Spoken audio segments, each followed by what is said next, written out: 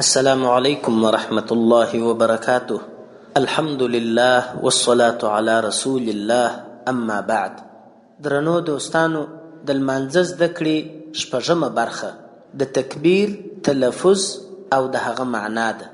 دوستانو، تکبیر معنا الله اکبر ویل. دغه تکبیر یعنی الله اکبر ویل په لمانځه کې په هر رکعات کې ډیر تکراریږي.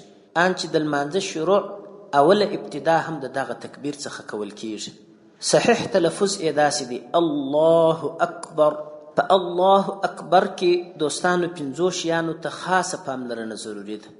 یو د الله همزې ته چې دا باید کش نسي، الله، او غلط تلفظ یې داسې دی الله. په دې سره لمانځه ته زیان پیښیږي.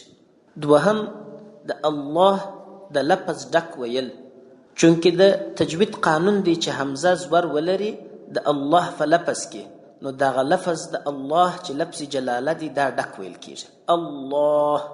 غلط تلفظ یې داسې دی الا بل شی ځینې جوړیږي، لمانځه ته زیان په پیښیږي. دریم د الله د لفظ ها ښه څرګند او واضح ویل. صحیح تلفظ الله، او غلط تلفظ یې داسې دی الله اکبر. الو د ها پر ځای باندې واو وایي یا یو مجهول حرف پیدا کوي. څلورم د اکبر حمزه به نه کشوي. صحیح تلفظ اکبر او غلط تلفظ اکبر. پنځم د اکبر با به نه کشوي. صحیح تلفظ اکبر او غلط تلفظ اکبر. نو دوستانو، د الله اکبر تلفظ باید داسې وسي: الله اکبر. نه به یو حرف زیاتوي او نه به یې کموي. کوم حروف چې دا به ښه واضح او څرګند وایي. دلته دا خبره دوستانو ډیره اړینه ده، چونکې د لمانځه پیل او شروع په تکبیر تحریمه سره کیږي. تکبیر تحریمه که چیرې صحیح ادا نسي نو په لمانځه کې سړی نه داخلیږي. ځکه حدیث مبارک کې راځي د الله رسول صلی الله علیه وسلم فرمایي: مفتاح الصلاة الطهور وتحریمها التکبیر وتحلیلها التسلیم.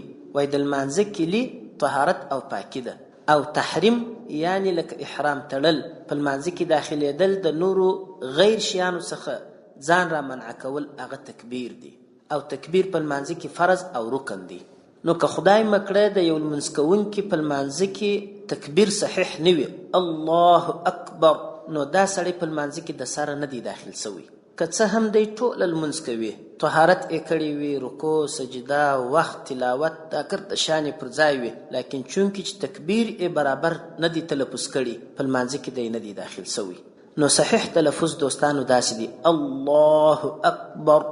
دوهم د لمانځه په شروع کې تکبیر الله اکبر او نور د انتقالاتو تکبیرونه. ترجمه یې داسې ده: الله تر هر شي لوی دی، الله تر هر چا لوی دی، الله اکبر. علماء کرام د عربیت د قانون په رڼا کې دا ورسره وایي چې من کل شی، الله غټ دی، لوی دی، تر هر شي، تر هر چا. والسلام علیکم ورحمت